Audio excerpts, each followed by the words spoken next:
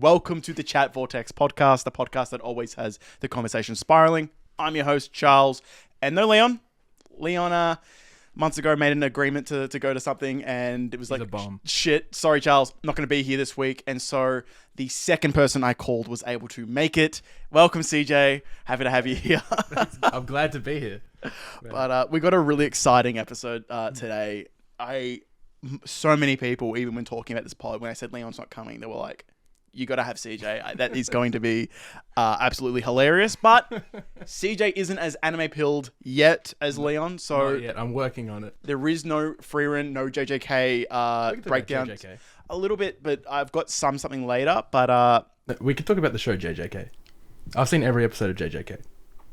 I watched the most recent episode this morning.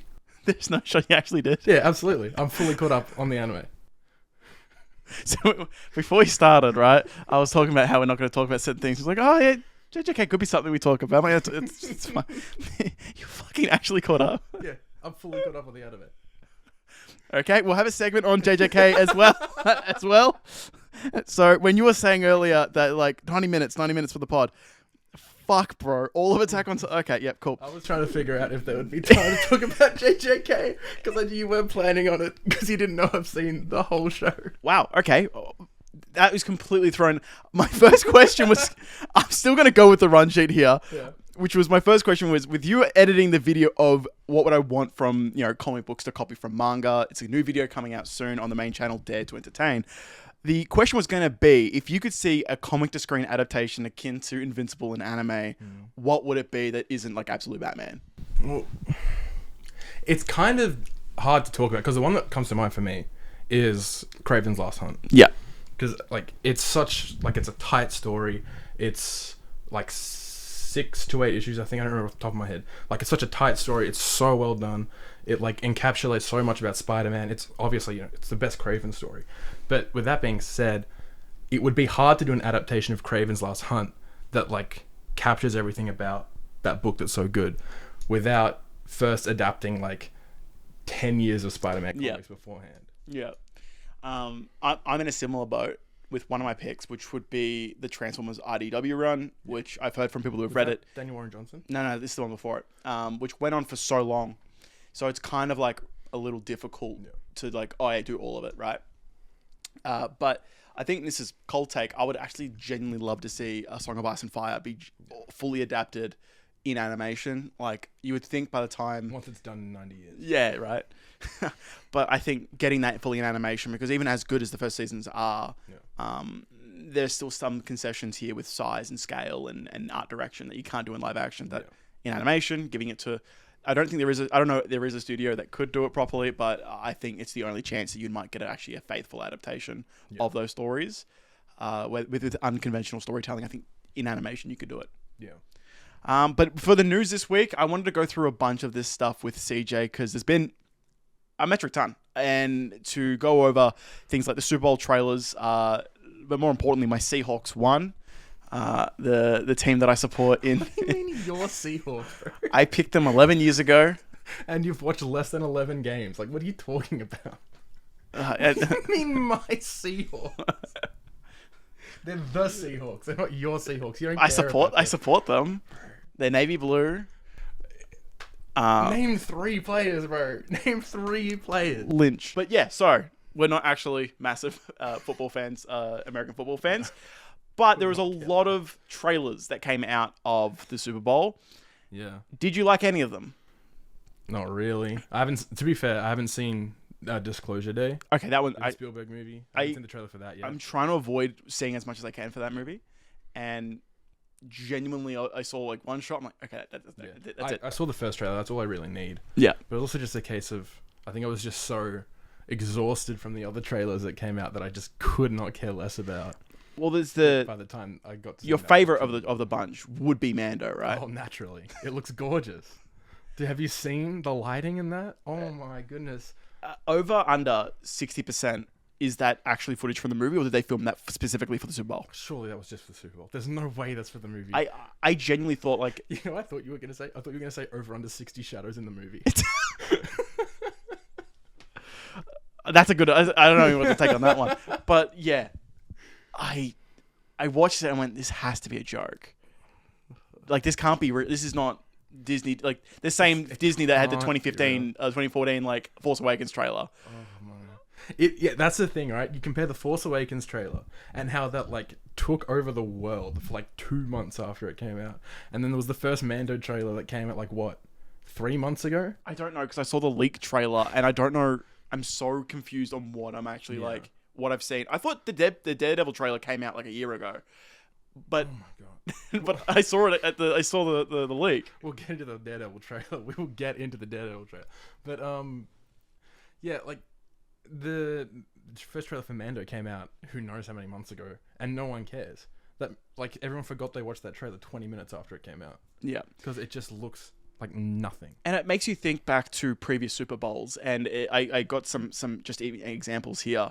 I think of like in consecutive years, basically, too, with like, so you got like Transformers, Age of Extinction, all the Transformers ones, and I know like the movies aren't great for a lot of people that allegedly say, but the trailers were always good, and especially the Age of Extinction one with Grimlock, and it's just like the synth like drone and everything, it's building up, it's like and then it's like, we need a new army, Grimlock's here. You're like, what the fuck? No. Movie does not have that tone. But then you get the Civil War trailer, which was like United. And you're like, okay, banger. Endgame trailer. You're like, these Super Bowl trailers are next level. And then you get to this year, and Supergirls was at the Puppy Bowl, like, which they did for Superman, and then Minions, and you're like, have we lost it? You can't even bring up Minions. I'm gonna cry. Bob, Stuart, Kevin, I'm gonna miss him so much, bro. I'm actually boycotting this movie. I have to boycott this movie. Stand in solidarity with my boys, Bob, Kevin, and Stuart. It was a perfect trio, and they cast them aside for no reason. Yeah. So I was going to talk about, very quickly, because I thought it was the only JJK thing I was going to actually get in, which was JJK Modulo. I read it. It's peak. But I won't really go into that. I guess I'll keep that for next week with Leon, because he's meant to read it. Him with Modulo. So for those that don't know, JJK Modulo is the sequel series. It serves as like a larger epilogue. And it's brilliant. It's beautiful. It's Gege Akutami, the author, right? He's had a year off and he's been able to just come out swinging. Yeah, and I've heard that. Yeah. Yeah, and no one's reading it in my friend group, and I'm like, this is some of the like most like powerful storytelling right now for what's happening right now and everything. It's so sharp. And then Leon's like, oh yeah, I'm keeping up with like TikTok. I'm like, you are a JJK fan. I like, oh no, I read. I don't know if he's even reading it or if he's just like getting. He's got a weekly podcast where he talks about JJK and he can't even be bothered to read it as it comes out. Look, I don't want to talk too much shit, but like, I'm gonna, but like, it was like, the website that I used to use my phone that we have no ads. I can't do it because I'm on iPhone. I'm like, you just have to. The Shonen Jump app, you can read the last 3 chapters of any manga. Right, so you just got to be crazy. And at the time, we're like 14 chapters in, which means you have to get to chapter 11. Yeah, you can do that in an hour. And I'm like, hey, you can just read it on your computer with no ads, no porn coming up, and then you can read it weekly with me. Yeah, we're up to chapter 21, and it's still very difficult. Anyways, I'm loving it, and it's doing everything that I would hope that a sequel series would do for specifically JJK. Okay, I think I've got the next best thing. For how to curse someone, right? Because saying like, I hate you, or I wish you die, like all that kind of stuff, it's kind of light level, right? How would you rate this level of curse? I hope Craig Mazin wakes up on a weekend and plays your favorite video game and decides he wants to do an adaptation of it. Bro, that's a fate worse than death. Oh my god. Yeah, I want you to adapt my game with some of the strongest like characterization for women in the industry. Yeah. And make them the flattest, most boring, most useless characters in the story. That's a great call, Craig. Yeah. Thank you for Last of Us Season 2. I appreciate it so much. We've got some friends who are big fans of it. Our friend of the stream, Jack, is a big fan of The Last of Us TV show, but I doing that with it's the his favorite show. He said so himself. Yeah, he voted for it at the Game Awards. Yeah. Yeah. I specifically remember he voted for it, and he went, "What else do you want me to vote for?" Yeah. What a glazer. I dropped season 2. I just wanted to have that little bit in here. The news does get Actually, I was gonna say better, but the next dot point is we still don't have a Spider-Man brand new day trailer, but leaks keep coming out of updated versions. So I've seen the trailer again. There's 7 versions of this trailer. It's not an official one. It's still on Spotify in the highest quality. If you want to see it, it's in our Discord. Links down below. I think it's in the movies and TV section. Yeah. How are we holding up? Because I'm desperate for this trailer. I just don't understand what Marvel is doing in like marketing their stuff lately. Obviously, no Spider-Man trailer, and we're 5 months out. Like, I can almost kind of excuse it with Spider-Man, because you could put out a Spider-Man trailer a day before the movie drops and people will see it. It's Spider-Man. But it's like, you remember, did you hear the news, like, I think it was a month or so ago now, that apparently some Disney like insiders were saying that people at Disney Plus aren't particularly happy. Like, they're not like, you know, crying about it, but we're a bit disappointed with the performance of like Born Again season 1 and a lot of the Disney Plus shows. It's like, yeah, because you don't tell people that they're out, you fucking morons. Yeah. Like, the first trailer for a new season of Daredevil came out like 2 weeks ago. Like, is that coming out in March? It's coming out in less than a month, in less than 2 months. Okay. That's bad. Yeah, exactly. You have to tell people these shows are out. They didn't put a trailer out for Wonder Man until less than a month before that show came out. So I was not on the Wonder Man train at all. I was like, I might get to it. And then, like with Sinners, where I saw Ryan Coogler go onto camera and he was like, "Yo, here's all the formats," and I went, "Oh, I love you. As a man, I love you." It's the best trailer I've ever seen. Like, in my he just life. starts talking about it. This is Kodak. This is this. This is this. I'm like, just keep talking. This is amazing. Me hot under the collar. Yeah, and then Wonder Man had a trailer, and they started using a certain typography. It started being a bit more of a Gen Z edit, and for a show as meta and as what it is, I'm like, oh. You kind of cook, and then it just shows the entire review. That's someone like glazing. I'm like, where was this energy for the last 12 months? Yeah, because it was amazing, and it reminds me. And I know this is not. They shot it like 2 years ago. This show has been ready to go for ages. And Disney is not the only company that does this. But I remember when Disney bought the Code Geass franchise, and they were like putting it onto their streaming service, and I was watching that week to week on Disney Plus, and I couldn't find it. Every time an episode dropped, I would have to go and search for it. And it wouldn't, like, you should know, I'm only watching your Star Wars stuff, your Marvel stuff, and then, which was not coming out at the time, and the new Code Geass sequel show. And I had to search for it. I'm like, why did I have to scroll past these documentaries, musicals? I have not watched a single musical on your platform.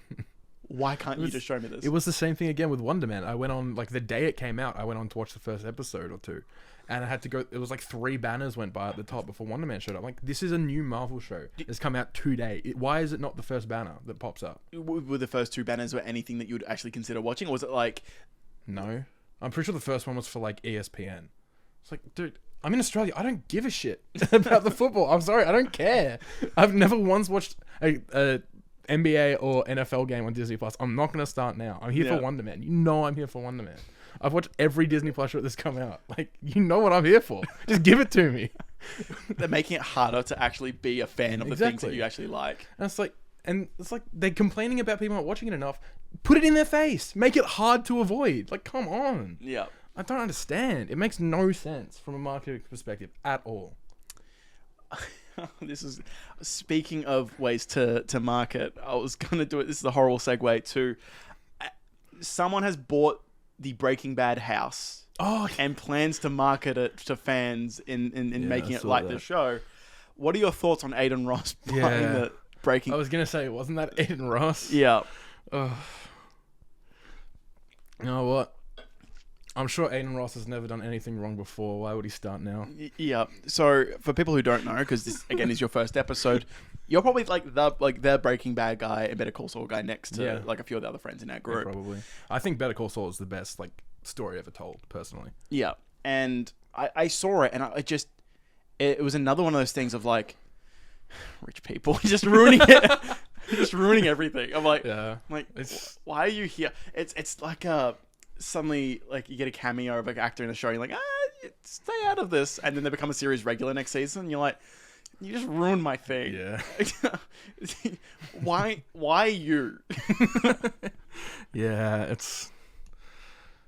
Man, why does Aiden Ross exist? Who Yeah. decided to make that guy famous?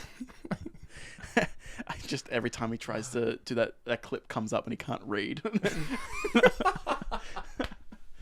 Oh my God. This guy could buy my entire family's net history of worth. It's just not fair. Speaking of other things that are potentially kind of grim, so you like The Dark Knight? I do like The Dark Knight a lot. Is there anything within the runtime of The Dark Knight that you could look at and go, man, I wish they made this in real life?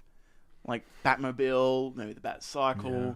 Oh, the Bat Pod would be so sick. I'd love to drive the Bat Pod. Right. It'd be so much fun. So I'm just curious if this would be in your top 3, because there's those two things. There's not much else that you would really want to take from it, because it's a pretty bleak movie. Yeah. Especially considering it's a movie that's talking about like a lot of the NSA and post 9/11 Bush era politics and that kind of fear tactics that were happening, especially at the time. Do you think the surveillance system at the end of the movie, that if you've seen the Super Bowl, there was an ad for Ring cameras where they've decided if you upload a photo of your dog, it will connect all the Ring cameras in the area for a synchronized video feed that will simultaneously be looking for dogs, and only dogs. And it's like one big communication thing. And so then it can basically, they talk to each other and they can notify everyone on where certain dogs are. Okay. So the people at Ring, they watched The Dark Knight and they saw the end of the movie where Lucius Fox goes, as long as this is at Wayne Tech, I won't be.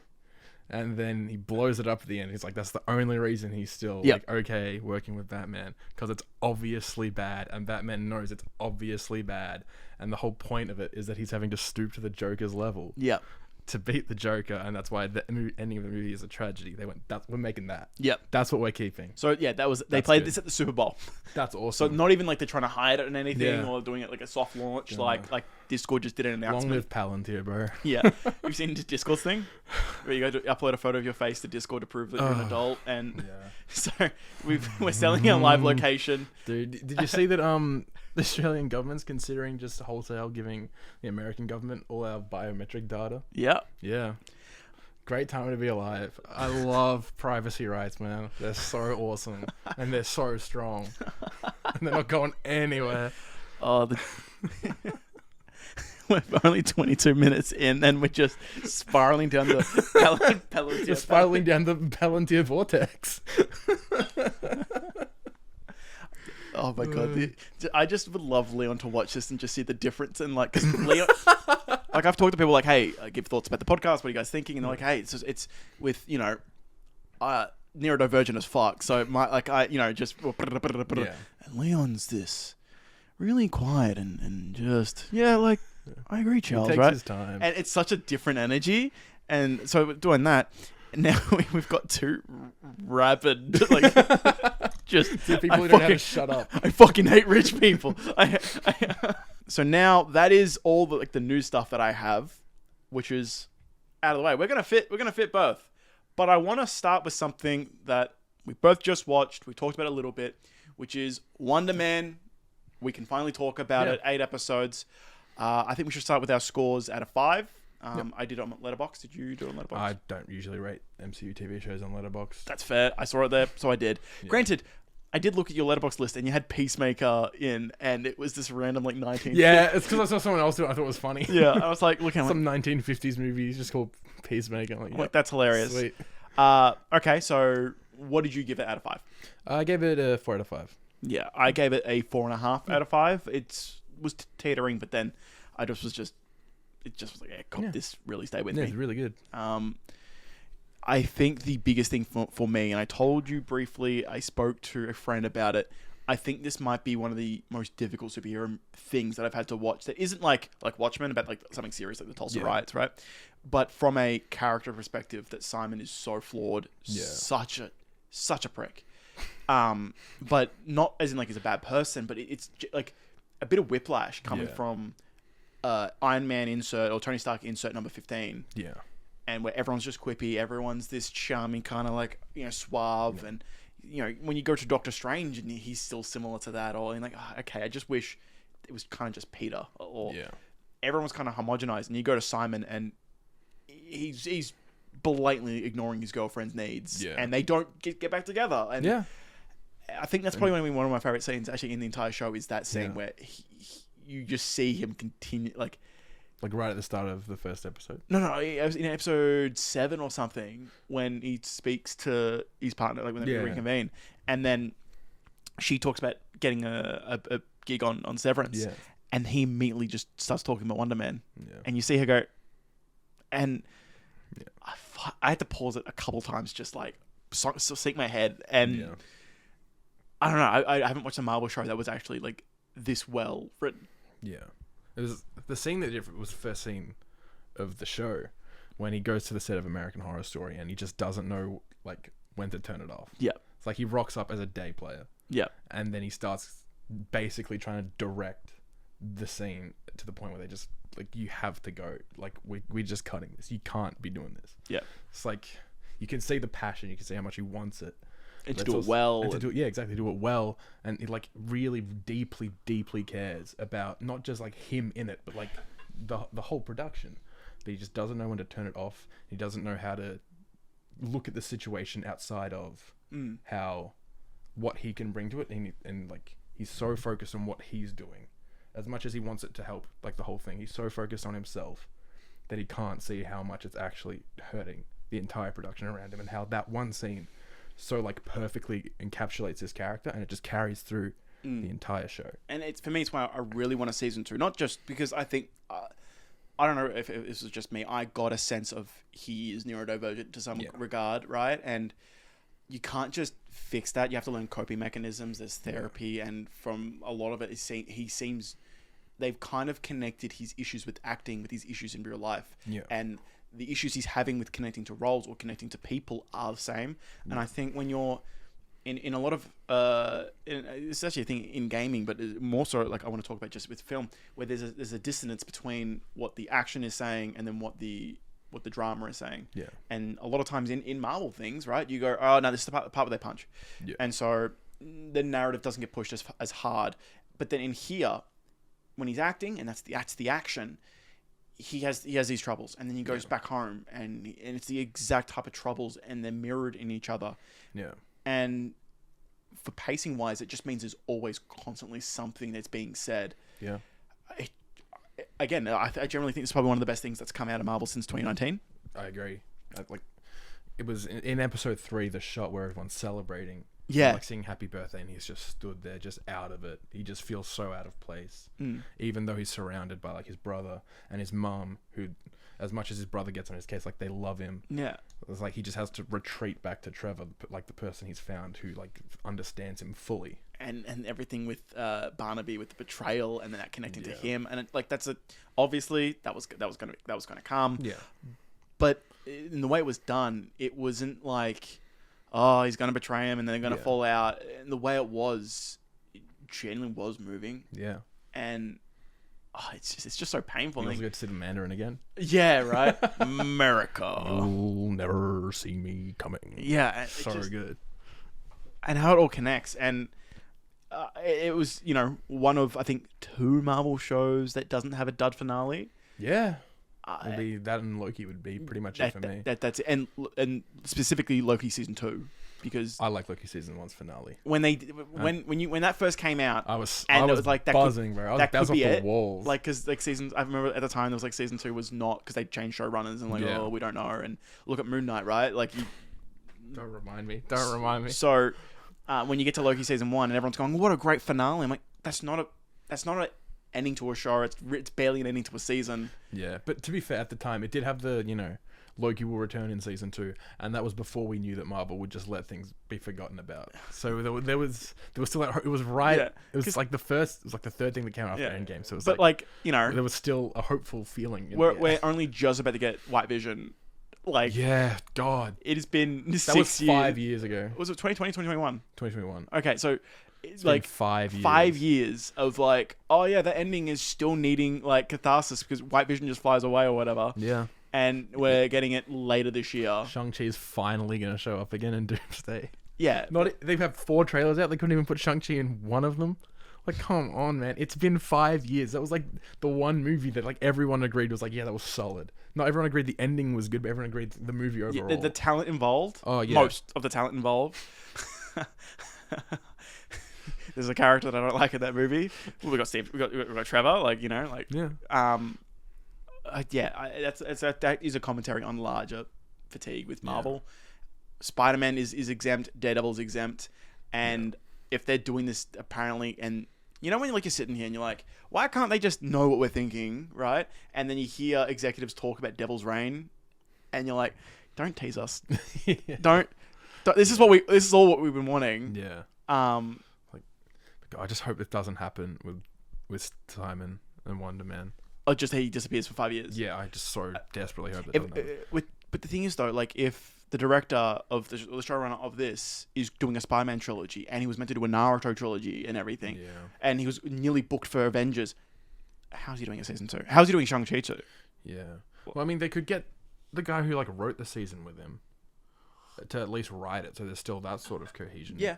But there was a rumor that he's gonna be in Doomsday, which is almost certainly bullshit. Yeah. But someone said it on Twitter right after the show came out to get likes. But God, I just really hope we see him and Trevor again soon, because they were so much fun to watch. I think I said this to you as well. They might be a top 2 pairing. Yeah. In the MCU. They'd probably be in my top 5 for sure. Loki and Mobius is I think number 1 for me. I love them so much. And I'm trying to think, you got Steve and Nat. Well, Stephen Bucky as well. Stephen Bucky, but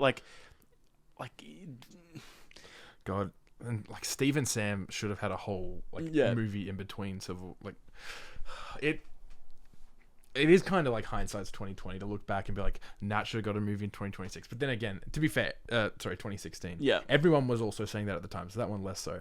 But it's so easy now to look back and be like, oh, there should have been another movie with Tony and Rhodey just hanging out. There should have been a movie with just Steve and Sam hanging out. Wanda and Vision should have got their show before Infinity War. It's easy to say that now, but those stories are still good. But it's rare to have, especially in the MCU, a duo that just kind of clicks like that and instantly becomes everyone's favorite, Steve and Trevor, Simon and Trevor did. Yeah, I've got nothing else to really say about their pairing. It's just I want more of it, and my big thing is because this is the Spotlight series, and every episode's 30 minutes.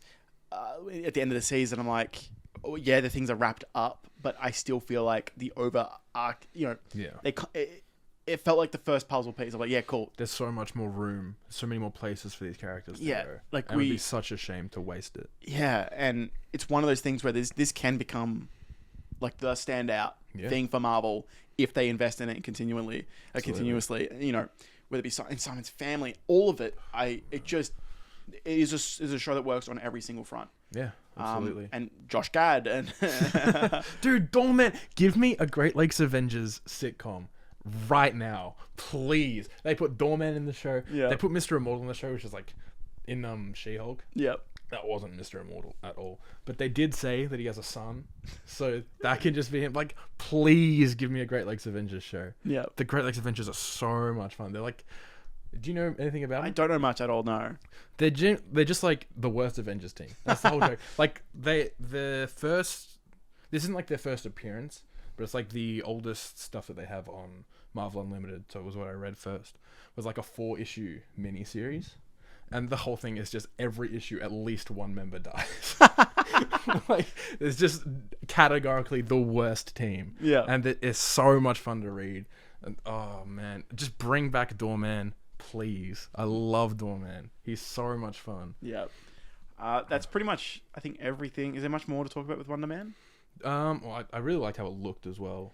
It felt just real. Yeah, exactly. It felt so much more tactile than anything Marvel's done. Is the answer just cutting the budget?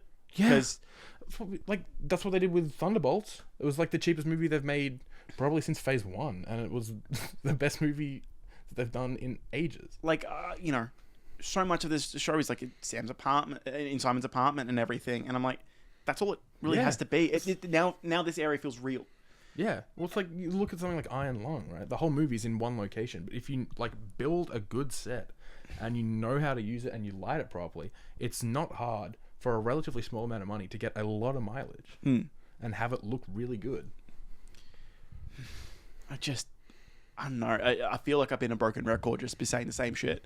Where, you know, we're watching a Spider-Man movie and you're like, oh, but it was during COVID when they shot this, and then the Batman comes out this, like, you know, similar time, and Dune, and it's like, why do we accept that, you know, Tobey Maguire's mask is going to look crap, and all these things are just CGI, and oh yeah, like these actors were in different countries, so that's why they have to be green screened horribly. It's Thank like, you, Doctor Strange. Yeah, and it's just or what's his name, Flash, just in the middle of the street, and it's just.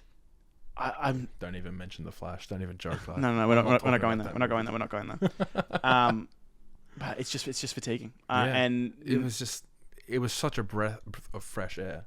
This show, it was so much fun to watch. I'd love to see, because obviously he's a bit different from Wonder Man in the comics. Oh yeah, he's very different. But I'd love to see him in other things where he can be he can kind of turn into that version of Wonder Man. And then you can kind of keep this going, because not everything needs to be this, and this is what James Gunn hopefully is going to do, where you have this Jimmy Olsen show where hopefully he can be just a reporter doing reporter things, because then when Metropolis is like actually going to like potentially blow up, you're like, oh, but I care, because I know that bodega, I know this, I know that. And like when you go to the Spider-Man movies, Homecoming feels tangible because you know those locations. Then you go to the other ones, Delma, and then you're like, I love that guy. Oh, and that's just from a world building perspective. Like I don't know, and I've said this in a lot of my video essays, is I don't know the MCU's New York, and I don't connect to the people.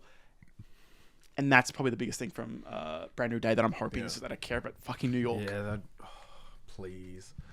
But it's also like with specifically Wonder Man, the reason he hasn't really shown up too much in the last 20 years of comics is that he was introduced and then he died in the first issue he was in, and then got resurrected, 20 years later by Jim Shooter. And then ever since that, he just had one arc that he just kind of went through the arc, and then the arc was finished, and now he just shows up to be like, I'm Wonder Man. Yeah, he just he shows up when he's needed, but he's not really been a major player because his arc is done. Yeah, and that's so rare in comics, and that's good. It's very similar to, it's not the exact same, but it's very similar to what they have set up in the show, so they could so easily carry over that arc. But for me, what's kind of confusing here is it looks like, and I don't know if it's in the comics, is he a mutant in the comics? No, he's not. Because this seems this is pretty heavily implied. This is implied that he's a mutant, and I saw a tweet that said this, that the damage control guy is going to throw the hardest mutant slur. Bro's gonna hit Muty with the hard M, bro. yeah, and you're seeing him just just sit there, and you're like, oh, he's gonna hate mutants, right? Yeah. And then the rumors are that in the new Spider-Man movie that Jean Grey's going to be Sadie Sink's character, where we got nothing. Should be Firestar, by the way. But still, right? And so it looks like, Spider-Man's going to be tackling mutants. And then we're going to get Doomsday and Secret Wars, where other mutants come into it, right? And then it's the mutant saga after that. But then it's just a little bit... Look, I'll be patient, because they've owned Fox for 5 years. Yeah. That is the thing, right? It's like they've had it for so long. But then there's the rumors that people like Bryan Singer have legacy... rights until 2025, though. Was that until 2025? I think it was 2025. I thought that was I don't know how long the period was, I guess, but there was that room, so they didn't want to use it for that long because they didn't want to have to pay all these people. Yeah. Which is, I get that, but it's Marvel's done that before. The reason why... Yeah. So, Avengers Age of Ultron is the only one not composed by Alan Silvestri, and I heard it was because of Ike Perlmutter didn't want to pay royalties to Silvestri for the Avengers theme. Yeah. And so they got in Elfman and Brian Tyler to come in, and it's a complicated situation. But then that's why you watch the Avengers movies, and then suddenly the Avengers theme is different in... Yeah, it's quicker, and it's... But it's because... higher. So it's weird. All of Brian Tyler's tracks don't have it. Danny Elfman's tracks remix the original. Yeah. Still to avoid enough to avoid it. But it's it was the gone. Legally distinct Avengers thing. Yeah. It's so odd. Yeah. But I think that's pretty much it for 4.5. Yeah, 4. Yeah, really like it. It's great. Really it's probably good. In my top 10 MCU things. Post-Endgame for sure. Which is pretty good. Yeah. So down below, have you watched Wonder Man? I'm curious. Let us know. And if you're in the Discord, let us know there, because I don't think many people have actually watched it. Yeah, maybe because they didn't market it at all. If you can believe that. Okay, so now's the big thing. So before we even start, because what do you want to do first? Attack on Titan or JJK? We'll do Attack on Titan. Okay. There's some backstory here. 4 years ago. Was it 4 years ago? I think it was 4 years ago when I watched. I thought it was 2. Oh my god. No, it's bad. It was 4 years. Yeah, I think it's 4. I can't check it now. It was when. Oh, that's so. I funny. think it was because it would have been in 2022, It would have been when Scream 6 was coming out. which was 2022. Yeah, around then. Let me double check. But it was. It's on my letterbox, right? It would have been when but Scream I wasn't 6 here. was coming out. I wasn't in this place, and I moved here in 2023. Damn. Oh, I can't have been 2022 because I hadn't watched Attack on Titan yet. So it was 2020. It would have been 2023. It would have been like early 2023. I think it would have been It would have been January of 23. Yeah, because that's like January. Because February I moved in March, right? And that's when Scream comes out early. In the Okay, we've got the story straight. got that. I made an agreement with 2 people, right? Ray, who friend of ours, right? And CJ, that I would watch. Ray made the agreement to watch 1 Scream movie that night. Actually, no. They didn't say that. Just watch 1 Scream movie. Yeah. CJ then said, no, watch every Scream movie and you have to watch Scream 1 tonight. And then I'll watch Attack on Titan. So it's taken a deal that was fair to, granted, 4-season show compared to a movie. Okay, Ray was getting a pretty bad deal, but Ray had watched 2 seasons at that point and was going to finish it. Yeah. You hadn't started, and you weren't an anime person. I get that, right? But I was trying to get you into it. You've been my editor for such a long time.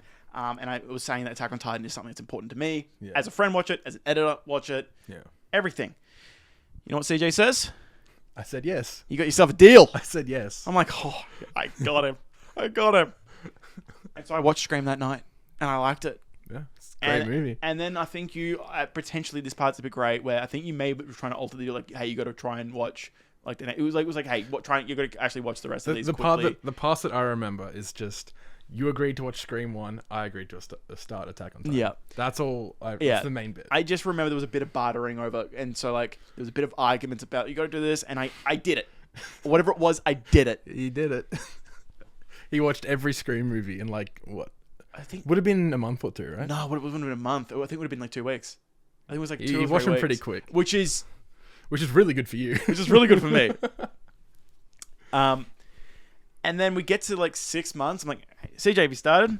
No, not yet. I mean, at the end of the day, we never agreed on when I would start Attack on Titan. We agreed that you would watch Scream that night. We never agreed on when I would start Attack on Titan. So it gets to, like, 2 years. And I go, hey, CJ, have you started yet? Nope. And I went, doesn't matter. I don't fucking care anymore. I don't care. And he went, oh, good. I don't remember that. I remember you be like, oh, sweet. I'm like, oh, you're that ready to end the deal? No, don't have to worry. I'm like, okay. Hey, that's venture capitalism. That's doing what you got to do to get ahead. And CJ has been the barometer of, like, when you make a deal, don't be a CJ.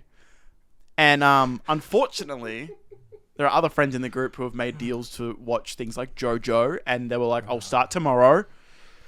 And then they haven't started, and then they're like, oh, but you know how busy I am? And I'm like, yeah. The deal was, Charles, it's 1 a.m., play 1 game of Rivals, and I'll start JoJo tomorrow. I remember that. Yeah. What was that? Was that? It was a friend in the group that had started JoJo at part 6 instead of part 1. And they still haven't watched it. I'm like, cool. CJ 2.0 here. But now, as the designated Attack on Titan guy in the group chat, right? I've got a video nearly at 700,000 views, shaping the conversation around Attack on Titan and tying it to Transformers innately. Mm-hmm. Just got a comment today that said that Transformers Attack on Titan bit is the best thing I've seen. Subbing. I'm like, yeah, cool. That's good. You needed to hear that. You needed the confidence. I really did. But I've given Attack on Titan a perfect score. It's my favorite anime. For me, it's one of the best things that I've seen. I have not talked about CJ nearly at all. Yeah. Well, because when I started the show, I didn't even tell him when I started the show. Which makes me proud because I did the same thing to my friends. But so I was watching the show. I was really enjoying it. I was texting Leon. I was texting Jack. I was texting Christian. And then it got to halfway through season 2. Spoilers for the rest of this. For the rest of this conversation. Got to halfway through season 2 when Ryan and Berthold are like, hey, we destroyed the wall. I was like, what the fuck? There's no way. And I just like, I texted Christian, I texted Leon, I texted Jack. I was like, this is the craziest, like, what is going on?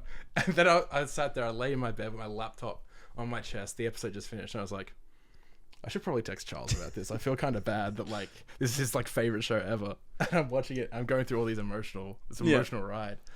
And he's just not hearing about it.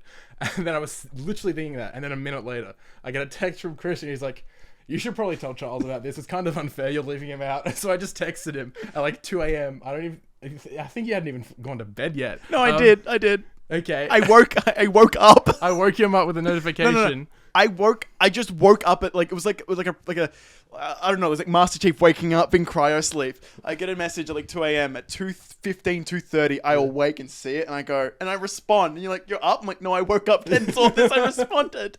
Yeah. And so I just texted him. I was like, Reiner and Bertolt, the armored and colossal title, like, what is going on? Yeah. And then he just, like, 20 minutes later, I get a notification, and he's just like, what? I was like, yeah, I've been watching Attack on Titan. So that's similar to me, and it also involves Christian.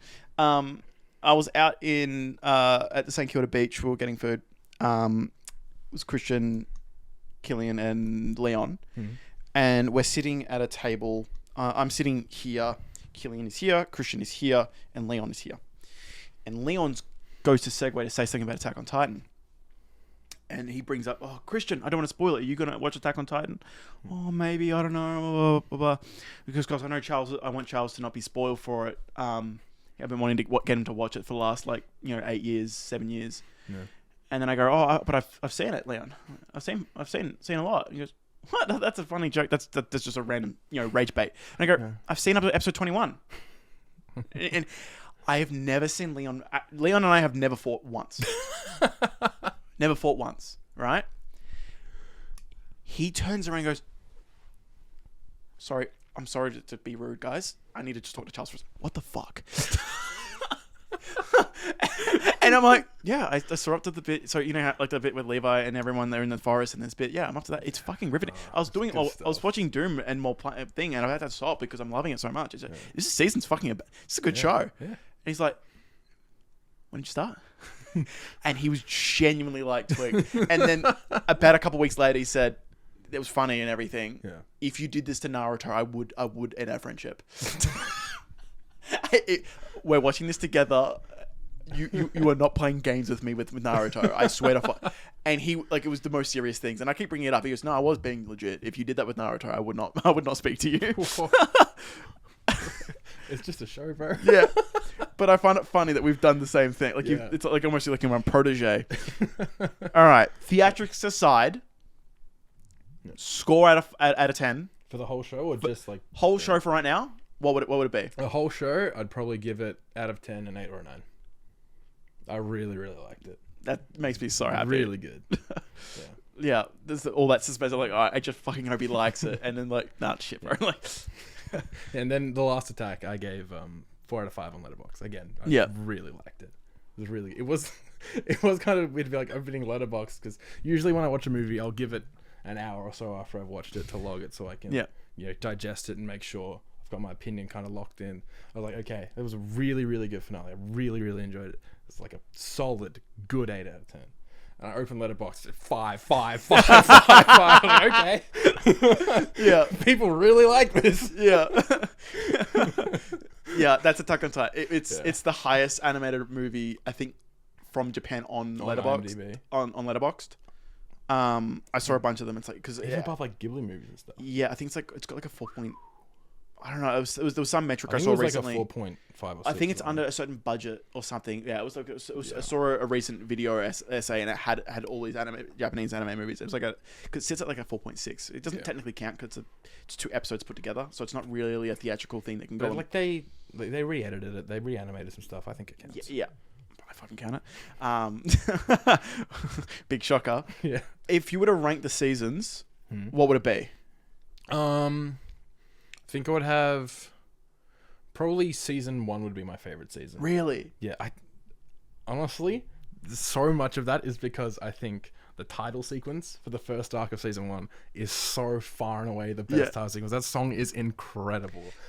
it's such a good song. Yeah. I actually can't get over how good it is. I'm still a sucker for season 2s and then season 4 part 2 with I really like season 4 part 1. with My War. It's like a army march. Yeah, so good. And all the violence is color and everything else is black and white. Like, and so great. Like you'll see that how much of the like intros like military propaganda and everything is interconnected. You got to remember this was so season 1 was animated in 2013. Yeah.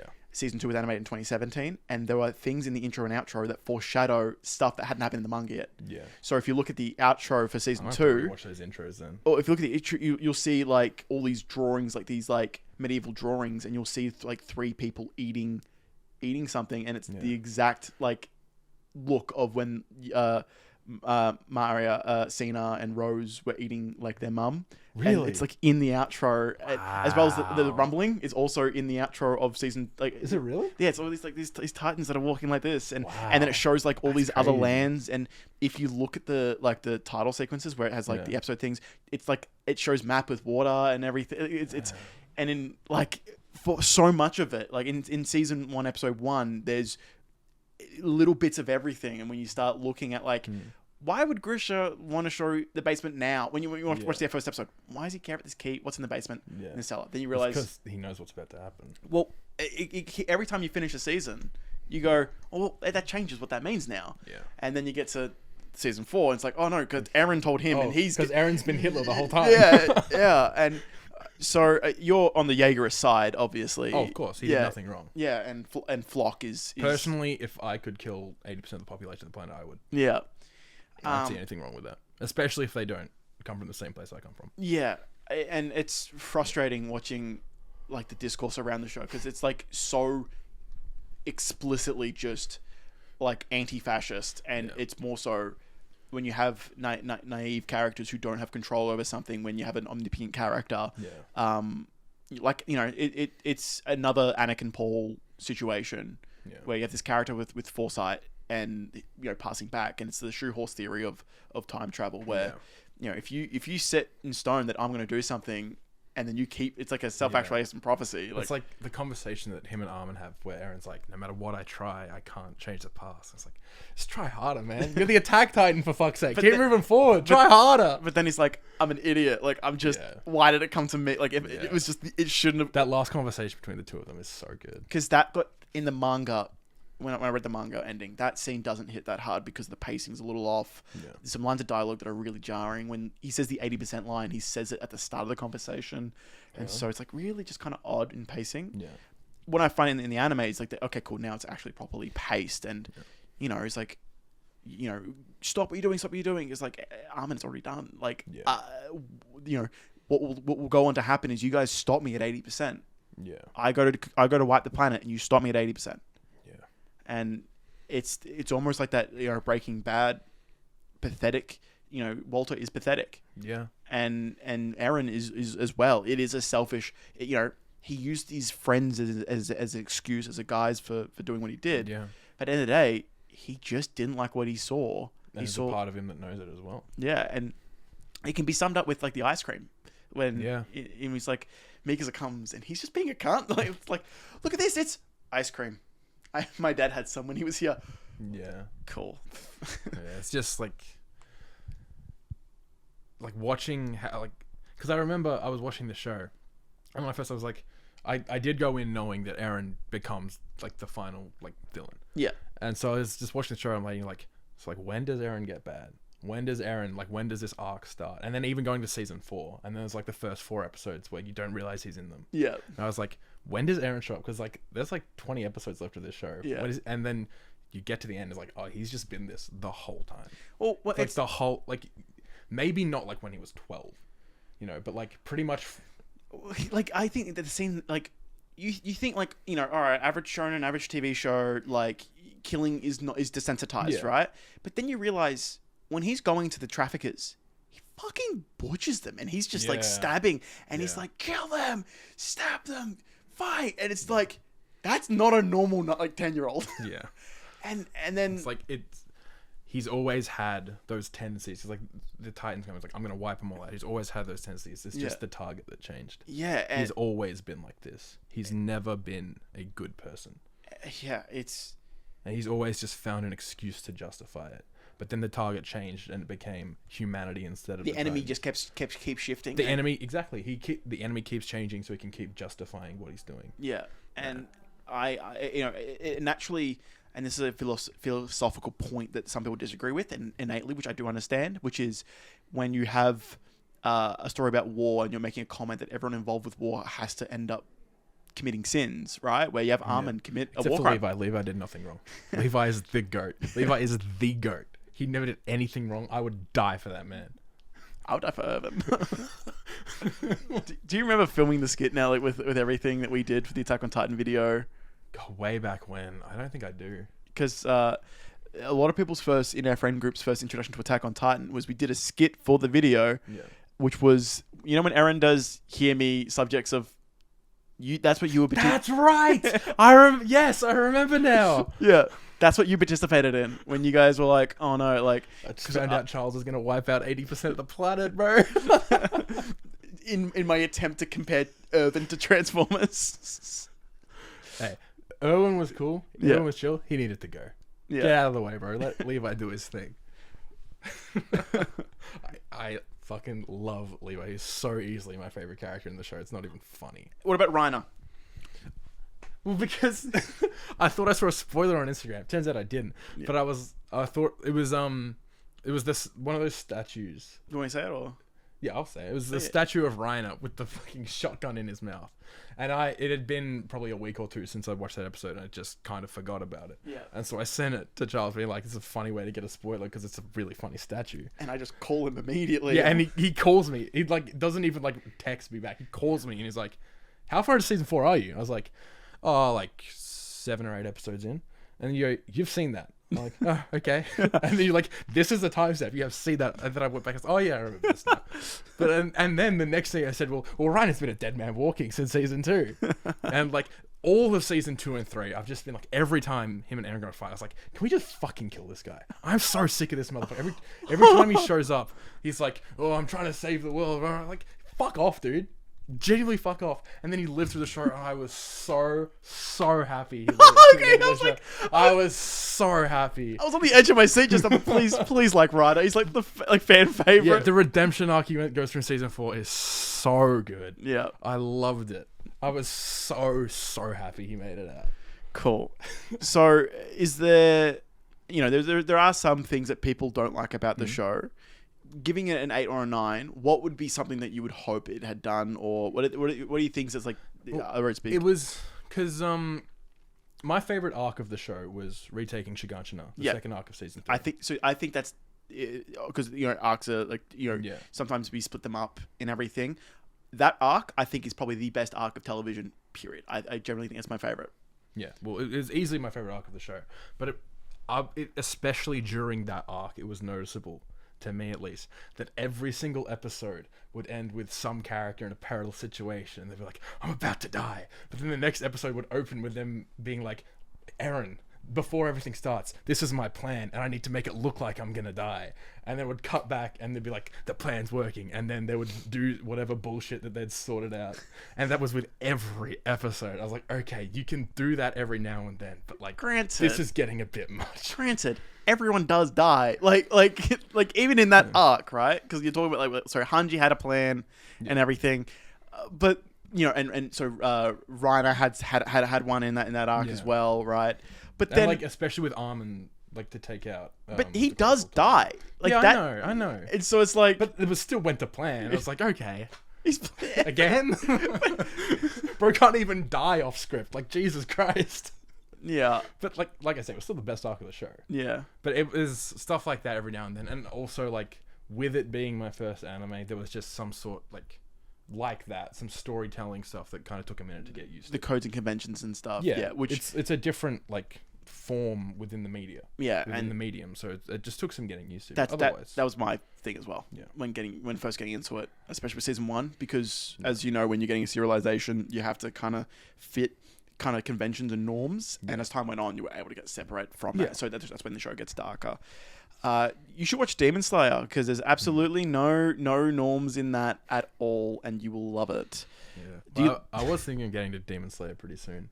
I was thinking I'll watch Chainsaw Man next. Yeah, please. And then probably either JoJo's or... yeah, well, JoJo is about to get a new season. Okay. And it's the second highest rated manga of all time. Yeah, I might prioritize that then. Chainsaw Man's quick. Yeah, Chainsaw Man's only the one season, which is... 12 episodes. 12 episodes, yeah, and the movie so far. And the movie's short. The movie's like 90 minutes. Yeah, I'll get through that in the next couple of weeks, probably. And with JoJo, it's like season 1 is okay. I know it's very up and down.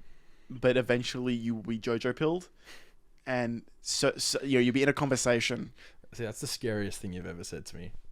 Even if I like the show, I never want to be one of those people that's JoJo pilled. I'm sorry, like fate worse than death. Oh, what was it? It was They've recent. had less respect for the people than JoJo pilled people. Nah, like I'm playing like Clair Obscure, and one of the abilities is called Overdrive. Like, JoJo reference.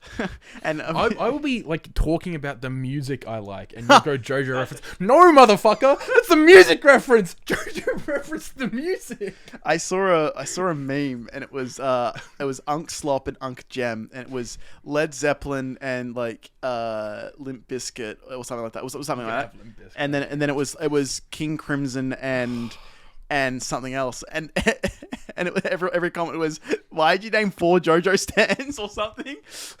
King Crimson. It's like, oh my god, this is all the things were just King. You've never even listened to a single King Crimson song in your life. Me? No.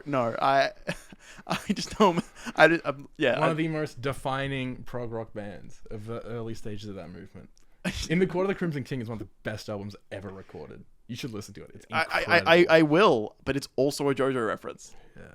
Well, it did lead to one of my favorite moments hanging out with you guys was for your birthday last year.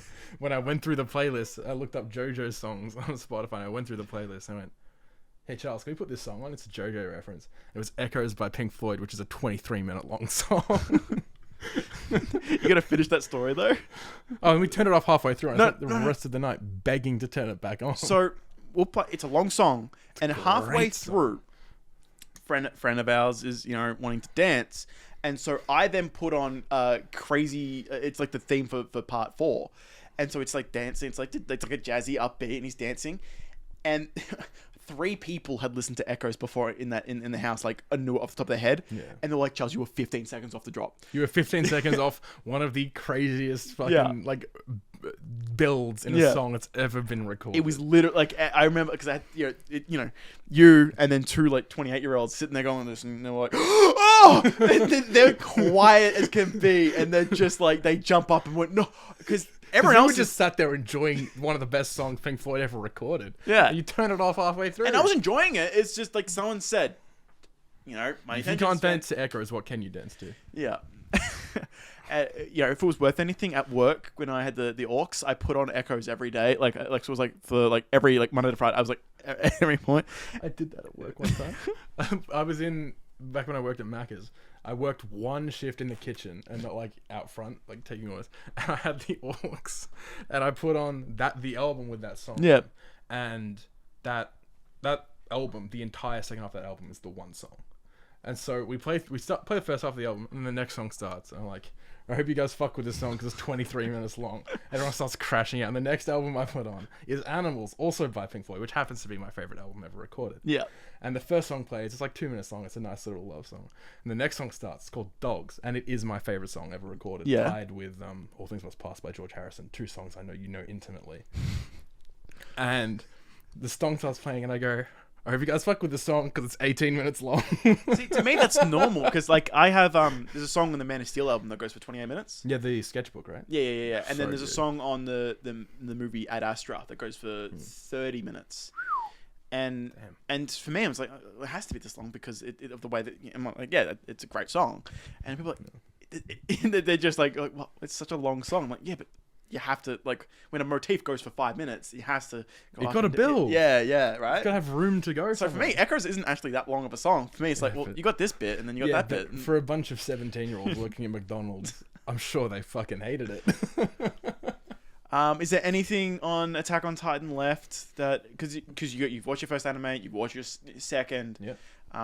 Is there anything left? Because we talk about openings and endings. Not really. It's just like a solid show from top to bottom. It's just really, really good.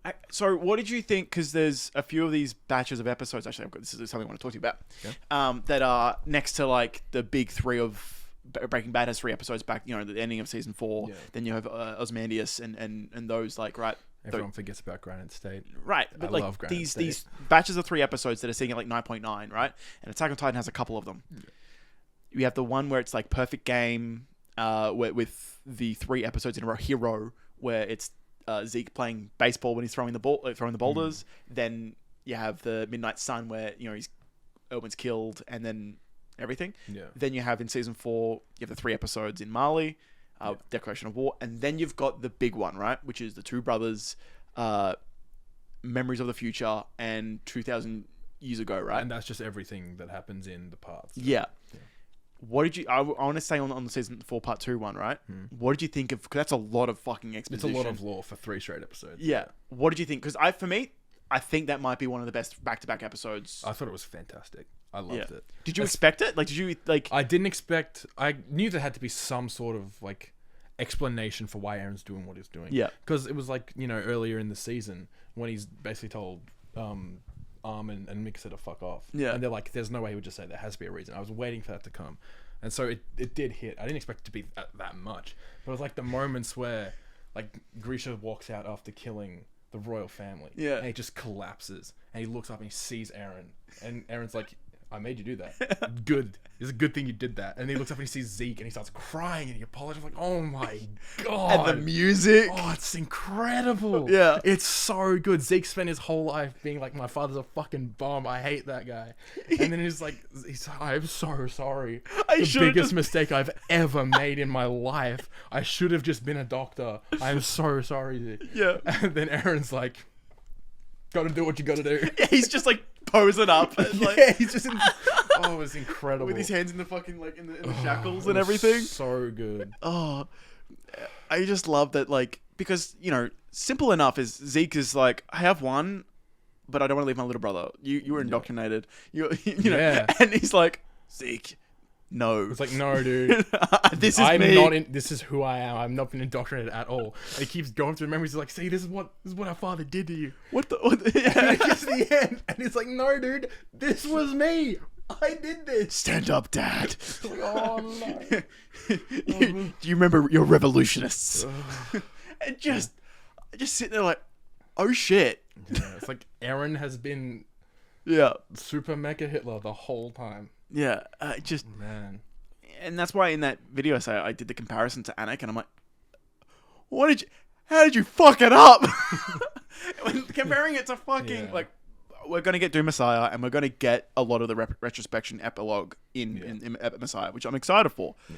But I feel like Eren is that middle ground between the two. Like, he has that foresight, but he doesn't have the ability to kind of control it the same way Paul can. Yeah. He's not like Anakin, who's more so haunted by what he sees of the future, that he becomes what he does. And it's not the messiness of the Star Wars canon, but it's also not the narrowness, because Dune is just Dune and Messiah. That's it. It's like focused. It's narrow. That's it. Well, I mean, that was it, and then he kept writing, and then his son's been writing. Like, yeah, but the son's book doesn't count, right? There's like 5 books. 6, right? And that's it. Yeah. We don't count the 28 other ones. No, you don't care about the Butlerian jihad, bro? No, look, Eren we get that in between where we get that not Anakin, we get a bit of Paul. He is haunted by the future, but it's also like it's what he wants. Yeah, and I'm happy you've seen it. Yeah, and I guess that we can kind of see if there's anything else here. No, yeah, cool. Deal's been sealed, right? And now we're not seen the new Scream movie. Yeah. how funny is like this? It started with Scream 6, and now Scream 7's coming out. And neither of us are going to see it. Yeah, because fuck that movie, dude. This was going to be my first Scream movie in theaters, and now it's not. I was the core 4 they were going to lock in. Yeah, no. So 2 of them are gone, and now they're doing Kelshia. It's like, my God, how did we get here? Okay. Jujutsu Kaisen. All right. This is your second anime. Yeah. Out of 10, where would you sit on Jujutsu Kaisen? Probably slightly higher than Attack on Titan. Wow. I love it. I'm loving it. It's so fun. Really? For the time of my life. The Shibuya incident is my favorite arc out of both shows. 100%. I am so happy. the fact you were JJK pilled. Okay. It's so good. I got to show you. I was watching it, and I don't think I'd even told Leon I was watching the show yet. But obviously I had the subtitles on. I just had to do this. For audio listeners, he just showed me a photo of Megami with potential circled and pointed at him. I'll send that to Zach so you can like flash it. Yeah, is that from Goodwill? From Goodwill. Which part? I don't remember what episode it is. All I know is I was just sat there and he was talking about his potential. I was like, yeah. What potential, man? I think that's potentially from Goodwill. It's what from Goodwill? Where they verse Kyoto. That's funny. It's definitely it's right before that arc. Yeah, cool. That's okay. So now you get the memes, you get all the jokes. Bro, who's calling Yuta a bum? I love Yuta. You just goated. You seen the movie? I have seen the movie. A lot of it come because you might be going. Oh, I didn't put the movie on Letterboxd so I could surprise you that I'd seen the whole show. Because I was checking your Letterboxd out. Yeah. So Yuta in the movie, right? His girlfriend. His girlfriend when they're both like 8 die, right? Yeah. And that's like. And he curses her. Yeah, he curses her, right? Becomes a vengeful cursed spirit. Rika is goated, by the way. Yeah. I love that you most overpowered Shikigami in the world. So I just want to say it's so nice that you know who Yuta's name is because I've talked to people and I'd be like, and Leon has some friends as well. This is funny. Who appears at the end of season 2? Junpei? Just like no. But he's at the end. He's saying goodbye and he ends the curse, right? But that's like them the whole thing with the ring and everything is that he's married to, and so people call him a bum because he's dating. Because he's carried by his wife, who's a child. Yeah, yeah, that is true. But he's not. It's more so like it's a curse from his past, and and then you're seeing the stuff with him and Maki where there's a bit of it's like, it's kind of cute, right? And that's in JJK 0 where he's got a bit of a crush on Maki and everything, but people are still going, no, he's a bum, and like. Oh my god, like Yuta stocks invest because holy shit, like there is never a bad time to invest in Yuta stocks. I'm expecting big things. I'm a Yuta glazer. I am a Yuta glazer. Because I obviously, having only watched anime, I've not read the manga. Yeah. So I have no idea what's coming up. So there's a threshold, and I was talking to Leon about this, where it depends on how good your character is with how good the slander is. And there is a video coming out soon, which I'm probably going to give to you for some parts, maybe. So unfortunately for Megami, he's a great character, but he's a deuteragonist. He's not actually the main point. And as you've seen in the anime, right, he's gotten a lot of good stuff. It's unfortunate that the slander is so much funnier than how good the character is. And so no matter what he's doing and I'm sorry, it's going to continue to... He's never beating the allegations. And like... God, at this point he could even do like a proper full domain expansion. So, and it's too much. He is not mentioned in the sequel series, right? Just like by name by a certain point. This was like months ago, right? Yeah. We're on like chapter 2, so he wasn't. This is what I'm talking about, right? From the conversation, right? Was like by name his name hadn't come out, but I think he may have had a top 10 slander moment while not appearing. That's good. And so you're like, what? How is he getting slander? How is the number one thing trending on JJK Modulo is about a character who's not even in it? In it, like it's just his first 2 chapters, which is mostly just Gege talking about, hey, this is my new book, and it's very short, right? And he's getting slandered. Someone did fan art, and it was like, oh my god, this is generational. Free my boy. Okay, but I do got to ask. There is a character who I am fond of. I think you can describe. I think he's a pretty good character. What are your thoughts about Gojo? So I was thinking this while I was watching the show because I know how much you like Gojo. He's your favorite character, right? You play a lot. I was thinking like, fuck, I hate to agree with Charles. He's so goated. Yeah.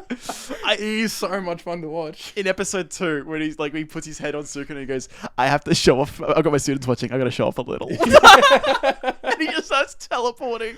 Oh, he's so good. Yeah. I fully expected him to like probably die heading into season 3. Yeah. Because, that's what you do with the mentor characters of a pack. Yeah. Kill off Obi-Wan. Yeah. You gotta kill him off. But they trapped him, so I'm like, sweet. So he can come back. Yeah. It's awesome. Hell yeah. So you can have all. So you can have all the arcs that you need to have without the mentor character, and then he gets to come back and win. Awesome. Yeah. That's exactly what. Couldn't have asked for a better outcome. This is so good. and the thing is, though, because Gojo is such a face, and as you've seen, he's been in like 3 episodes so far, where it's like, oh, we need someone to explain a technique. Just have Gojo explain it. And so Gojo walks up with the thing and he just like, why do you throw a spoon and use blue to like hover it? And like, why are you doing that? But it's cool. Yeah. And like, he just keeps showing up and they keep talking about him. And I'm like, yeah, keep going. just keep saying his name. Yeah. Yuji, I fucking love Yuji. I love his energy. Okay, cool. He's so happy. So I love it. The big criticism of the anime, right? And I'm only speaking about the anime, right? For Even Where You Are, is people talk about how like, is Yuji even the protagonist? Like, is he getting enough time? Because so many other things. How can you even say that after the Shibuya arc? He's so obviously the protagonist now. So yeah, they go, oh, but JJK Zero, and then the hidden inventory and. JJK Zero is like a different show, basically. Yeah, like it's a prequel. Yeah, I'm a Yuji defender. I'm but like that's the conversation. Yeah. The entire legacy of JJK is that its lead isn't its lead. That Yuta and Gojo and and Potential Man and these other characters are better leads, and it's like the whole show's built around it. I'm confused now. Yeah. I don't know, and it's. I love him so much. And the funniest thing is, I'd probably say right now is the slowest bit. Like it's like you have to get through this bit. Well, it's because all of the Shibuya incident was payoff for stuff that happened in season 1 and the first half of season 2, and so that all happened. It was this massive, like nearly 20 episode long arc. So now you kind of got to rebuild a little bit. Yeah, you got to kind of reset the chessboard. It's a new status quo. You got to reset the chessboard exactly. And so yeah, it's a bit slower for sure, but like it's still good. You know, Gege, when he was first pitching the JJK series, he was going to start with the Culling Games. How would that work? Just start doing what he's doing now, like introducing sorcerers, introducing things, and start doing the story. And he was like, but I need Shibuya. Then I got to explain. And so he just, okay, I'm going to go way back. And just do the whole thing. Yeah, but he started with the Culling Game. And that's interesting. Yeah. Gege's unique. You know that thing where it's like, I guess, buddy, you wrote it. That is Gege and Fujimoto. That was all about like in Stranger Things, wasn't it? Yeah. I guess. Fujimoto, and I'm not going to say anything, but like when the movie came out, he was writing messages as if he was like, why would the writer do this? And it's like, what do you mean? You did it. It's like, I got to this scene and I had to stop. It made me really like, and he starts talking about how difficult it was for him to consume it. I'm like, you did it. It's like, why couldn't this have happened? What do you make it happen, brother? You can still do this. This thing. It's not too late. You can do it. And he's just like, yeah, I think back and just like, why couldn't this be how it turned out? Or like, hey, like, what about? And these are some of the smart, like what you find with mangaka is they'll downplay their ability to an unbelievable extent.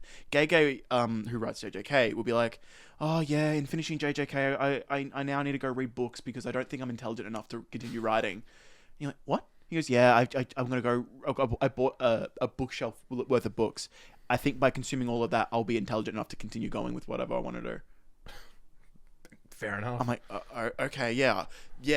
I thought your constellation curse technique was a little too simple. By the way, Southern Cross mentioned. Australia. Aussie. Yeah. Oi. But also, speaking of the Shibuya arc. Yeah. Shout out Nanami, bro. I'm going to miss him so much. I love Nanami. I'm going to miss him. I'm going to miss him so bad. So JJK is a story where a lot of people die. Yeah. I saw a TikTok a while ago. It's one of my most popular. Toji too. I'm going to miss him. Yeah. So it was a TikTok where a girl was watching JJK and she's crying. Yeah. And she goes, just watching the Shibuya arc right now. Guess what episode I'm on? Right? It's impossible to guess. Someone dies every other episode. So I used the Batman Beyond with like, do you realize how little that narrows it down? I ratioed her and got like 200,000 views. I'm like, I'm so sorry. Like, I just thought it was really funny that like I know she was watching the Nanami death, right? Because you can hear the sound effect, and it's like you don't realize how little like. There's still so much. Nobara is in an episode or two, bro. Like this is. There's no way she's actually dead. Right? It's a brutal show. There's no way she's actually dead. It's just like there is because they even had I forget her name. They had to be like it's probably not going to work, but I tried to heal her, so there's hope. I'm like, Bro's curse technique is stops further damage from happening. Yeah, it doesn't. It like ceases the damage that's happened, where it like freezes it. Yeah. So it's like okay, we'll give medical attention right now. There's no way Nobara's dead. It's I'm gonna be with Nobara like I was when spoilers for Invincible season 3 when Rex died. Just gaslighting yourself. Yeah. Well, yeah, because there'd been the thing where Robot called himself Rex in the future at the end of season 2, and my boss at Macca's, he's read all of Invincible and he loves it, and I was like, Rex ain't dead, bro. Rex is coming back. They're gonna find a way. And he was just like, because I was like being a dickhead on shift. He's like, you know what? Fuck you. Rex is actually dead. I'm like, no, he's coming back. I just kept gaslighting myself. So I'm gonna be like that with Nobara. Yeah, I'm gonna miss her so bad. Yeah, yeah. I thought Marky was dead as well, so I'm happy. But well, I guess a part of her did die, right? Like Mai took it with her. Yeah. And you look at this, like me and Leon did a huge segment on JJK, that episode about the perfect preparation and how the commentary with Birds and Reeves and all the connection with that, and it's just like it takes a character. When I read that manga, I don't like Mai. I was like, she's boring, and then you get like, oh fuck, this is I've been a big fan of so far in season 3 how much they're building out like the clans and stuff, especially the Zenin clan, especially. Yeah, said especially twice. But, yeah, it's double especially, right? Yeah, double especially. Also, Toji is crazy. You've brought up Toji 3 separate. Are you a Toji with Glazer to the fullest extent?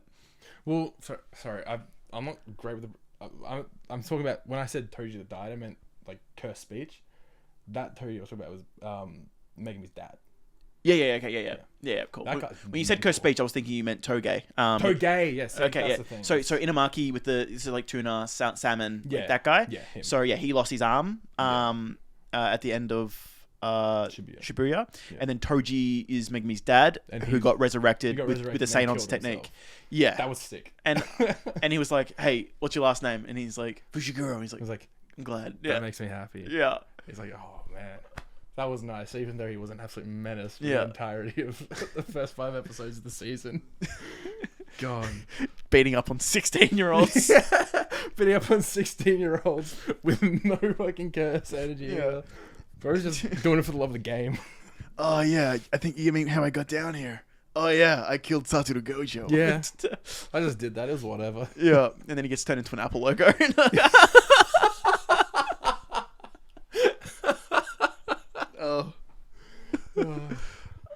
Yeah. It didn't fall over. He stayed standing. He stood on business. Hey, my kid's gonna go up for auction. Can you take him? It's like, alright. Yeah.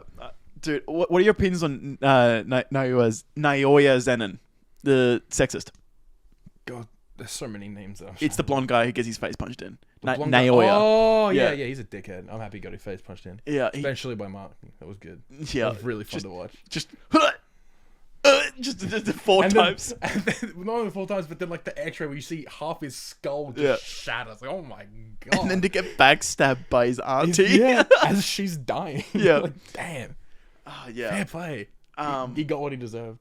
Fuck the Zenin clan. Get out of here. It's just so funny because killing your clan is a common thing. Like to wipe out your clan is a common trope within shonen.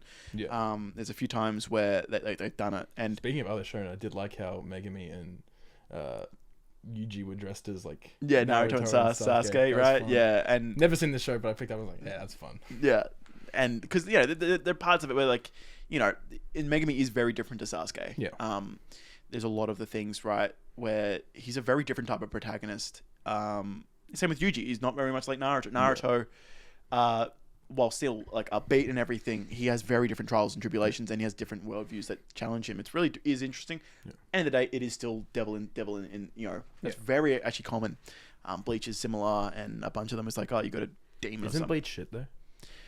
Look, it is, but you don't say that. Just be careful, bro. I'm just baiting. I know, because you know Crimson's watching, and he's got he's a Bleach fan, right? That tracks. Okay. Oh, you didn't know? I thought you were doing that deliberately, knowing that. Okay. I didn't know that. Yeah, cool. Sorry, Crimson. Don't take the bait too hard. Yep. Okay. We're just gonna move on before he writes a whole essay about how like I'm a fucking like piece of shit. Look, at the end of the day, I'm not gonna read it. Okay, so we got the Gojo love.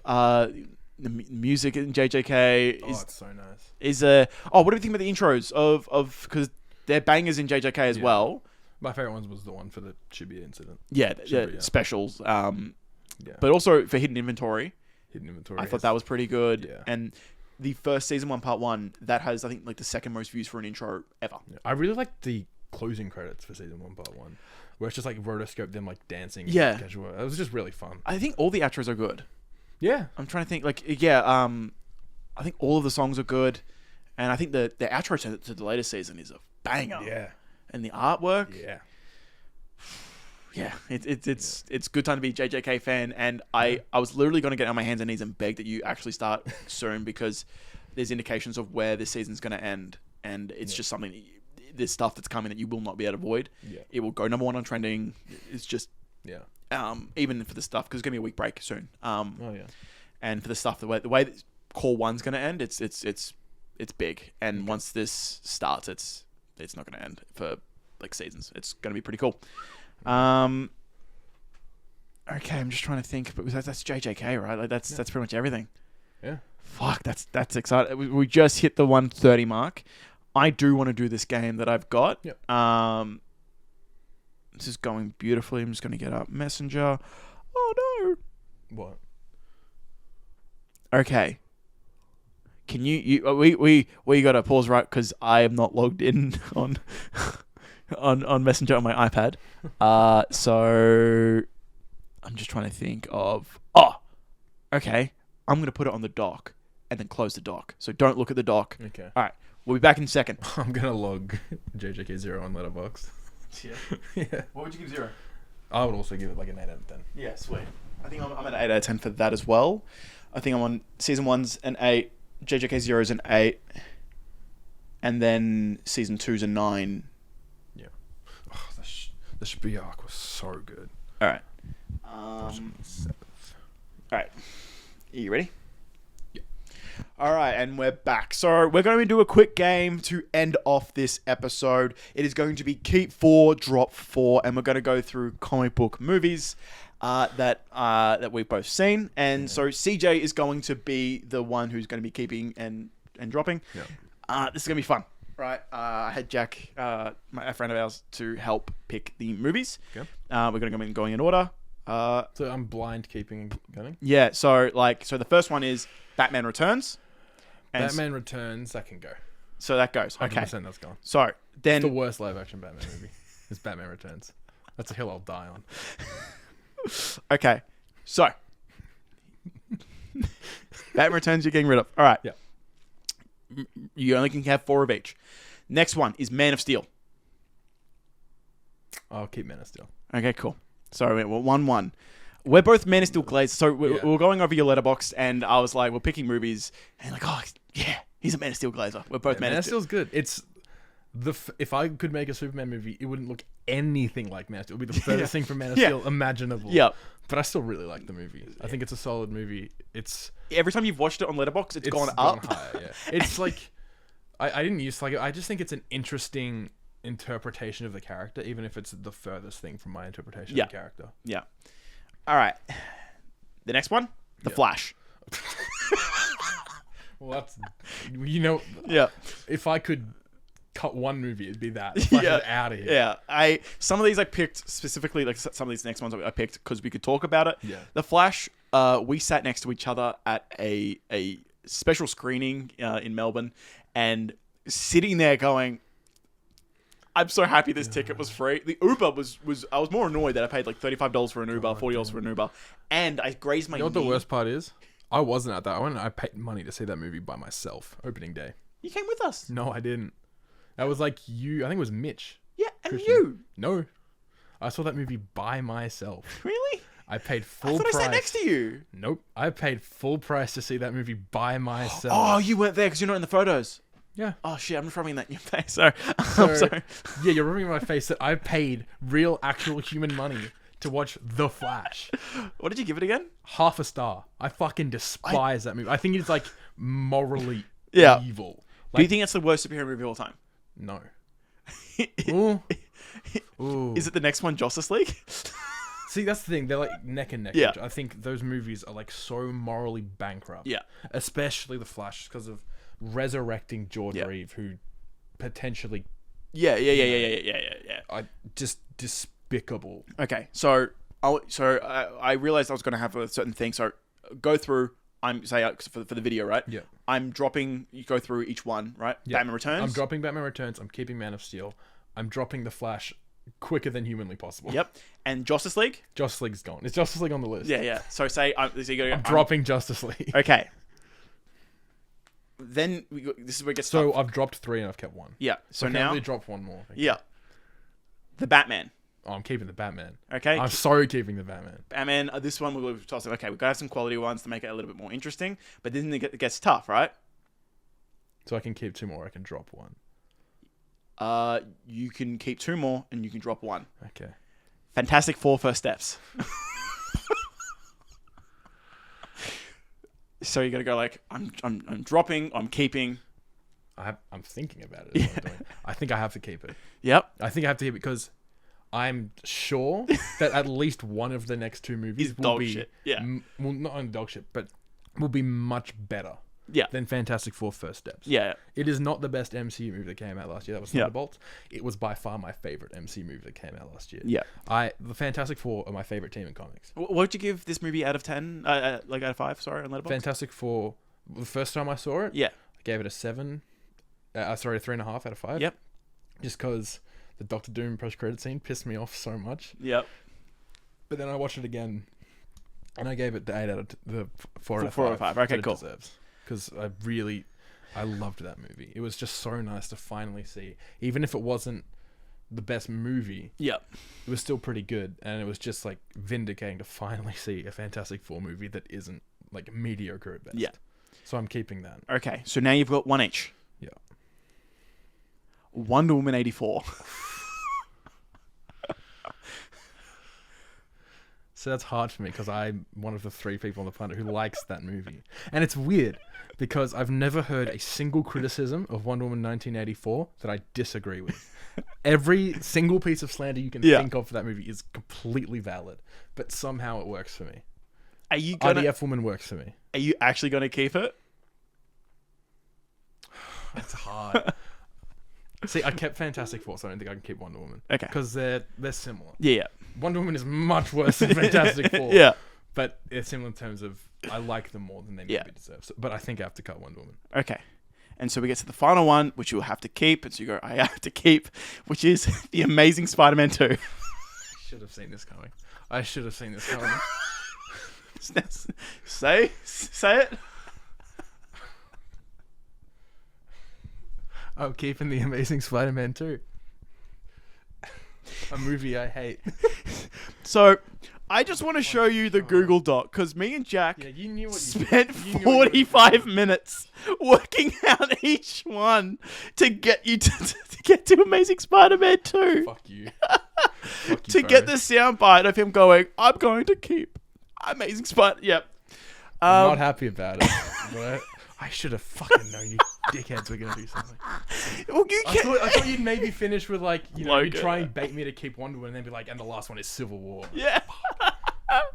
Which I knew you had that at 3.5, and I'm like, he likes it, but I think we're playing the psychology game. We're like, okay, it's going to be funny. The order we put in was so worked out. I knew something was up when you gave me like Batman Returns, which could go either way. But then you give me like The Flash and Joss, like, oh, something is up here. Something's going on. But then I went three in a row that are kind of like good. Oh, it's kind of good. Yeah. I'm so happy that went exactly to plan, because Amazing Spider-Man 2 is a good movie. It's bad. It's really bad. It's a good movie. It's really bad, which is why you wanted to bait me, to upset me that I had to keep it, because it's a bad movie. But you rewatched it recently. Yeah, I did, and I liked it less than the last time I saw it. I still don't get it. It's still fun. What's fun about it? There's nothing fun about it. What's fun about that movie? A lot of it. I don't know where to go. We've got a fun runner performance. The entire first sequence is amazing. Paul Giamatti has 30 seconds of screen time. And he owns every It's bit. a 2.5 hour long movie. Yeah, but it's not even 30 seconds. He has the entire opening action sequence. And then you have the the opening action sequence? Because that would be his parents on the plane. Would be the opening action sequence. And that's one of the worst scenes in a superhero movie. No, That's it's not that awful. bad. Yes, it is. It's You can't see what's happening. You can't see what's happening. It's like nonsensical. It's product placement all over it, which normally I wouldn't care about. It's okay. A Sony laptop and like Sony Normally okay. I wouldn't care about, but in a movie this bad, it feels egregious. Come on, like I don't like the opening sequence because it's product placement. It's just the shit cherry on top of the piss sundae. Okay? It's not a great sequence, and it doesn't It's a go terrible anywhere. sequence. Right? No, it's not great. It goes for 2.5 minutes, right? And it's not like it's the opening of the movie. The opening of the movie is so important, and it's also one of the best tracks on the. It's a great track on the album, and it's still got high energy, and it's not the worst thing ever. It's so just bad. Spy stuff that doesn't fit. Bad, and it sets up a plot line that is so inherently anti-Spider-Man. I hate it. Okay, but like, what is Spider-Man at the end of the day? Like, because it's so much. Spider-Man is anyone. No, because that's what Spider-Man is. Spider-man is anyone, so except much, for in this universe, like, where so only much, Peter could be Spider-Man. Fucking miss me with that. It's the biggest lot of bullshit I've so ever much, heard. So much of the runs have done that as well. So like, yeah, and those runs are bad. Like the JMS run is good, except for when he's like doing shit like that and since past. Yeah, Electro is fine. He's good. He's okay. Yeah, but also has one of the hardest themes. It's shot well. He has a good theme when they're not doing fucking slam poetry over the top of it. Come on. Cringe. I'm sorry when comic book films could be a bit earnest and a bit, a bit. That is not the same. and a bit tongue in cheek of like. You're saying as if I say I don't like Spider-Man 2 because it's got like crossfades. Like, yeah, I love that movie. The crossfades are awesome. It's not just doing. Just live a little bit. It's like when someone's like talking about, the Mandalorian, and they'll go, oh, well, you all said for 10 years that you wanted new characters in Star Wars, and now they're giving you new characters and you don't care. Yeah, I'd like the new characters to also be good, please. You can be campy in a superhero movie, but do it well, please. But it does. No, it doesn't. Like Harry Osborn, like he's not great, right? He's terrible. He's awful. Yeah, but he ruins the already bad movie. He makes it so much worse. If you cut Harry Osborn entirely, you just make it about Electro and you focus it on that. But then you miss one of the like the clock tower one of the fight only good scenes is genuinely like that is a. So when you do that in the next movie, and you devote a whole movie to Harry. Okay, yeah. And making that actually good. The movie came out 12 years ago. We've all had the Amazing Spider-Man 3 pictures and stuff, right? But that's why it's a 7 out of 10. It's not like a 9 out of 10, right? It's Fantastic Four First Steps level. Shut It's not even that bait used to be believable. It's in my top. I think it's 50th of my top comic book movies of all time. 50th. But like, there's like 5 Spider-Man movies above it. Every Spider-Man movie is above it. No. What are the Spider-Man movies below it? Far From Home? No. Yes. No. Yeah. Far From Home is the movie that you think the Amazing Spider-Man. No, I don't mind. I gave that 3 out of 5. It's slightly worse. Yeah. Spider-Man Far From Home is the movie that you think the Amazing Spider-Man 2 is. Absolutely. I think it's fine. I think a lot of the action's weightless, and it looks visually Far From Home. The ending action sequence is great though. I think it's fun, but I don't like, because it's all robots and all that kind of stuff. It doesn't have weight, and when you have only one 10 out of 10 sequence, the romance falls up is weak. 100%. Flash is weak. What's it called, the other guy? What's his name? Todd? No. What's his Brad? Brad. There it is. Brad doesn't. I can't believe I remember. Fuck, that's a pull. But like that doesn't work. Yeah, at everything all. with Brad. Everything with like. It's a Disney drone movie. strike is terrible. So like all of that stuff. Look at the baby mountain goats. Yeah. It's so like it's a fun movie, 6 out of 10, right? So it's like, it's still got a fun score, but I am not moved narratively. It doesn't push anything that's actually, like, you could skip it except for that his identity gets revealed. That's the only thing that you need. Post-credit scene. It's not even in the movie. Right. Which, it should have been the actual end of the movie. It's so strange to save that for the post-credit scene. It's like with Sinners. Like, why is that not just the end of the movie? Yeah, and so that's there. And then TASM 1 is also 3.5, You think TASM 1 is worse than TASM 2? I just don't think Lizard works that well as like I think the stuff they cut. There's no way you think Electro works better than the Lizard. No, but for what the detriment of the movie of it being the emotional core, and they cut out all of his wife scenes and the child scenes. I genuinely think just a re-edit of TASM 1 gets it to a 4. It gets it to like an 8 out of 10. Just a re-edit, a simple re-edit that puts the deleted scenes that I've seen some of them into the movie. Scenes are really good. They should have been in the movie. And like it adds a little bit, and because like at the end of the day, it just becomes I just want to be. I'm the lizard. I want to turn everyone into lizards. And it's like, but it becomes.